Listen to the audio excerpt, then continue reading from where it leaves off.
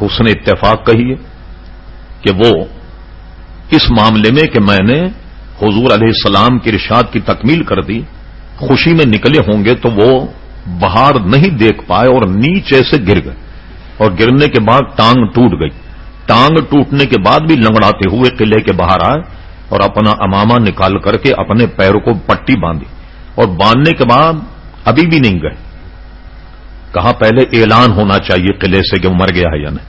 جب صبح ہونے لگی تو قلعے سے اعلان ہوا کہ بھئی ہمارا سردار ابو رافع جو ہے وہ مر گیا۔ اب اس کی تصدیق ہونے کے بعد پھر گئے اور حضور علیہ السلام کی خدمت اور کہا حضور میں نے یہ کام کر دیا مگر میری ٹانگ ٹوٹ گئی۔ تو انہوں نے امامہ کھولا اپنی ٹانگ سے اور حضور علیہ السلام نے ان کی ٹانگ پر لعاب دہن لگایا جس سے ان کی ٹانگ صحیح ہو گئی۔ اسی طریقے سے کعب بن اشرف کا واقعہ، حضور علیہ السلام نے اسے قتل کیا، قتل کروایا۔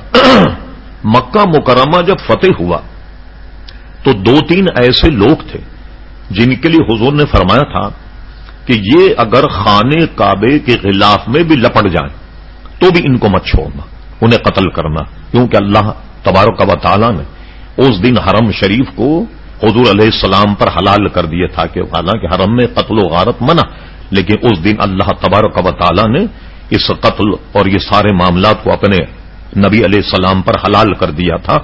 تو ایسے بھی لوگ تھے کہ جن کو حضور علیہ السلام نے قتل کروایا۔ ایک بحث یہاں ٹی وی اور مذاکروں میں چلتی ہے، اب حیرت ہوتی کہ اس میں پروفیسر اور ڈاکٹر اتنے نازک مسئلے پر گفتگو کرتے اور اس مسئلے کی روح کو سمجھ ہی نہیں پائے۔ یہ لوگ تبصرہ یہ کرتے ہیں جیسے حضور علیہ السلام نے دیکھی اپنی زندگی میں اپنے قاتلوں کو چھوڑ دیا، مکہ مکرمہ میں اعلان کر دیا کہ میں آج تمہارے ساتھ وہ سلوک کروں گا جو یوسف علیہ السلام کے بھائیوں نے کیا، اور وہ یہ ہے کہ میں نے سب کو معاف کر دیا۔ حضور علیہ السلام تو سب کو معاف کر دیا کرتے، اور آپ اتنے سخت ہیں، کہتے ہیں گستاخی رسول کی سزا موت۔ اس نزاکت کو لوگ سمجھ ہی نہیں پائے۔ میں آسان انداز میں سمجھاتا ہوں۔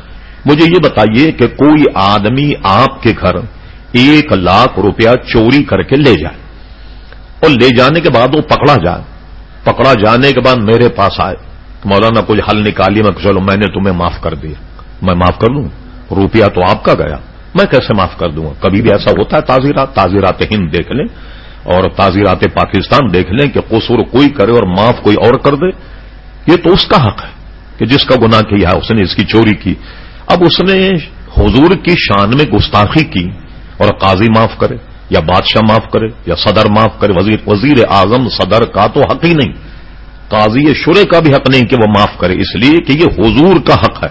حضور نے اپنی زندگی میں جسے چاہا معاف کر دیا، لیکن حضور کے وصال کے بعد اب کسی کو یہ حق نہیں کہ حضور علیہ الصلاۃ والسلام کے گویا ان کی طرف سے کوئی آدمی اسے سزائے موت اس کی معاف کر دے، ایسا ہرگز نہیں۔ یہ حضور علیہ السلام کا حق تھا اور یہ نہیں۔ اور جہاں لوگ کہتے ہیں دیکھیے فلاں صاحب نے لکھا کہ اس کی توبہ قبول ہو جائے گی جس نے حضور کی گستاخی کی اور اس کی توبہ قبول ہو جائے گی، اس توبہ قبول ہونے کا مطلب لوگ یہ نکالتے ہیں کہ شاید اس کو چھوڑ دیا جائے، معاف کر دیا جائے۔ اعلی حضرت فاضل بریلوی رحمت اللہ علیہ نے فتاوی رضویہ 6 جلد صفحہ نمبر 127 سے یہ بحث شروع کی، تقریباً 130 تک یہ بحث موجود ہے، جس کا نچوڑ یہ ہے کہ جن فقہاء نے یہ لکھا کہ گستاخ رسول کی توبہ قبول ہے، فرمایا توبہ قبول ہونے کا مطلب یہ نہیں کہ اس کو چھوڑ دیا جائے، معاف کر دیا جائے۔ توبہ قبول ہونے کا مطلب یہ ہے کہ حضور کی شان میں اگر اس نے گستاخی کی اور توبہ کر لی، توبہ کرنے کے بعد قتل تو پھر بھی کیا جائے گا، توبہ کے بعد بھی قتل کیا جائے گا۔ پھر آواز لکھتے ہیں کہ پھر اگر کوئی یہ کہے پھر توبہ کا کیا فائدہ ہوا؟ بھائی جب قتل کر دیا گیا تو توبہ کا کیا فائدہ؟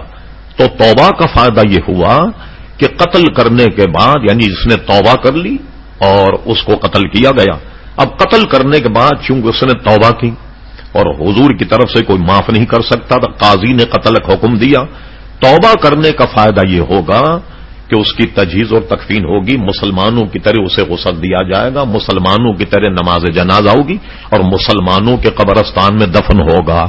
اور کسی شخص نے حضور کی گستاخی کی اور وہ قتل کیا گیا تو اب اس کی نہ نماز جنازہ ہے، نہ اس کی تجہیز اور تکفین ہے، نہ ہی مسلمان کے قبرستان میں اس کو دفن کیا جائے گا، بلکہ ایک گڑھا کھود کر اس کی لاش کو ڈال کو مٹی اور پتھر صرف اس لیے ڈال دیے جائیں تاکہ اس سے لوگوں کو تکلیف نہ ہو کہ بدبو پھیلے گی۔ دونوں میں یہ فرق۔ تو جہاں کہاں معاف کیا جائے گا، معافی ہے تو معافی یہ کہ مرنے کے بعد، قتل کے بعد اس کی نماز جنازہ ہوگی، مسلمان کے قبرستان میں دفن ہوگا، یہ مطلب۔ اور پھر ابدی عذاب سے بچ جائے گا۔ اگر کسی نے گستاخی کی، توبہ نہیں کی، مارا گیا تو ابدی عذاب میں مبتلا، اور توبہ کرنے کے بعد کوئی اپنے آپ کو مسلمان کہلاتا اور توبہ کرنے کے بعد قتل کیا جائے تو ابدی عذاب سے بچ جائے گا۔ کل قیامت میں اس کا معاملہ اللہ تبارک و تعالیٰ کے دربار میں ہوگا۔ دوسرا، لوگوں کو یہ ہوا کہ بھائی عجیب بات ہے، اللہ کی شان میں گستاخی کرے تو آپ کہتے ہیں اس کی توبہ ہے۔ دونوں میں بڑا فرق۔ اللہ تبارک و تعالیٰ غفور رحیم ہے۔ کسی نے اللہ تعالیٰ کی شان میں کچھ کہا اور توبہ کر لی، قاضی اسے قبول کر لے گا، اللہ تعالیٰ کے یہاں توبہ کر لے، اللہ تبارک و تعالیٰ معاف فرمائے گا، اللہ تعالیٰ معاف کرنے والا مہربان۔ مگر حضور علیہ السلام کی طرف سے کون معاف کرے گا؟ کسی کو حق نہیں ہے، اس لیے گستاخ رسول کی سزا جو ہے وہ موت۔ اور اگر آپ نے چھوڑا، سزائے موت نہیں دی، کوئی لا اطلالی سے کام لیا، اب آپ سنیے کیا ہوتا۔ آپ کے علم میں ہے کہ جناب لاہور میں ایک شخص نے حضور علیہ السلام کی ہندو نے گستاخی کی، ضمانت پہ چھوٹ کے آ گئے۔ جب ضمانت پہ چھوٹ کے آیا تو بھرے بازار میں اس کو غازی علم الدین نے قتل کر دیا۔ یعنی جب آپ اس کو کوٹ اور کچہری سے بچانے کی کوشش کریں، سزا نہ دیں، کوئی نہ کوئی ایسا مرد مومن کھڑا ہو جائے کہ جو اس کا کام کر دے۔ اسی طریقے سن 1941 42 44 تک کا واقعہ، کئی اس میں مقدمہ چلتا رہا۔ ایک شخص نے حضور کی شان میں گستاخی کی، کراچی سٹی کورٹ میں مقدمہ چل رہا تھا پاکستان بننے سے پہلے۔ ایک بیچارہ ملازمت کا متلاشی کہیں پنجاب سے آیا، بڑا لمبا چوڑا جوان تھا، تو نوکری کی تلاش میں تھا۔ اسے کسی نے بتایا کہ آج مقدمہ چل رہا اور وہ جو گستاخ رسول کو کورٹ میں پیش کیا جائے گا۔ اس نے یہی لی مارکیٹ سے چھری خریدی اور چھری خریدنے کے بعد عام طریقے سے کرسیوں پر بیٹھ گیا جیسے لوگ مقدمہ سنتے۔ اور جس وقت وہ آیا کورٹ میں تو جج بیٹھا ہوا، سارا لاؤ لشکر، سب کے سامنے اس نے پیٹ میں اس کے چھری مار کر آنتیں باہر کر، جو مسلمان وکیل مقدمہ لڑ رہے تھے اس کے لیے سزا۔ سارے وکلا اور لوگوں نے کہا کہ بھاگ جا، کچھ نہیں ہوگا تیرا، نکل جا۔ وہ نہیں بھاگا، وہ کھڑا رہا۔ کہنے بھاگنے کے لیے تھوڑی مارا میں نے، باضابطہ طریقے سے انہیں گرفتاری دی، اور گرفتاری دینے کے بعد میں اس کو پھر سزائے موت ہوئی۔ انگریزوں کا دور تھا، عبداللہ گبول، ایک عبدالستار گبول تھے، بھٹو کابینہ میں وزیر محنت، اس کے ابا، یہ اس وقت کراچی کے میئر، تو مسلمان کو انہوں نے میئر بنا کے رکھا تھا۔